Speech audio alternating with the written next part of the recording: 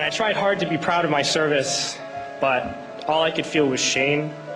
And racism could no longer mask the reality of the occupation. These were people, these were human beings.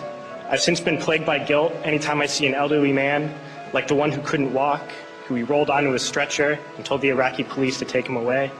I feel guilt anytime I see a mother with her children, like the one who cried hysterically and screamed that we are worse than Saddam as we forced her from her home. I feel guilt anytime I see a young girl, like the one I grabbed by the arm and dragged into the street. We were told we were fighting terrorists. The real terrorist was me, and the real terrorism is this occupation. Racism within the military has long been an important tool to justify the destruction and occupation of another country. It has long been used to justify the killing, subjugation, and torture of another people. Racism is a vital weapon employed by this government. It is a more important weapon than a rifle, a tank, a bomber, or a battleship. It is more destructive than an artillery shell, or a bunker buster, or a Tomahawk missile. While all those weapons are created and owned by this government, they are harmless without people willing to use them. Those who send us to war do not have to pull a trigger or lob a mortar round. They do not have to fight the war, they merely have to sell the war.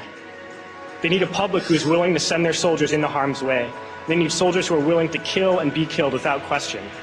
They can spend millions on a single bomb, but that bomb only becomes a weapon when the ranks of the military are willing to follow orders to use it. They can send every last soldier anywhere on earth, but there will only be a war if soldiers are willing to fight.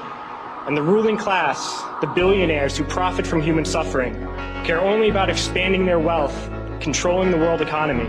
Understand that their power lies only in their ability to convince us that war, oppression, and exploitation is in our interest. They understand that their wealth is dependent on their ability to convince the working class to die to control the market of another country. And convincing us to kill and die is based on their ability to make us think that we are somehow superior. Soldiers, sailors, Marines, airmen have nothing to gain from this occupation. The vast majority of people living in the U.S. have nothing to gain from this occupation. In fact, not only do we have nothing to gain, but we suffer more because of it. We lose limbs, endure trauma, and give our lives. Our families have to watch flag-draped coffins lowered into the earth. Millions in this country without health care, jobs, or access to education must watch this government squander over $450 million a day on this occupation.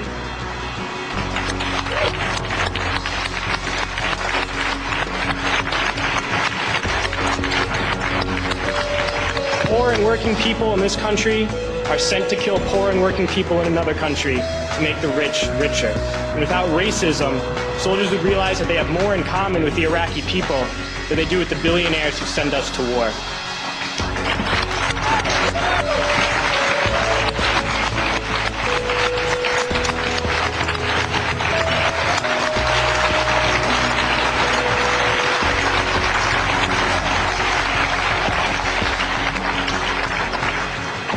I threw families onto the street in Iraq, only to come home and find families thrown onto the street in this country, in this tragic and unnecessary foreclosure crisis. We need to wake up and realize that our real enemies are not in some distant land. They're not people whose names we don't know and cultures we don't understand. The enemy is people we know very well and people we can identify. The enemy is a system that wages war when it's profitable. The enemy is the CEOs who lay us off from our jobs when it's profitable. It's the insurance companies who deny us health care when it's profitable. It's the banks who take away our homes when it's profitable. Our enemy is not 5,000 miles away. They are right here at home. If we organize and fight with our sisters and brothers, we can stop this war, we can stop this government, and we can create a better world.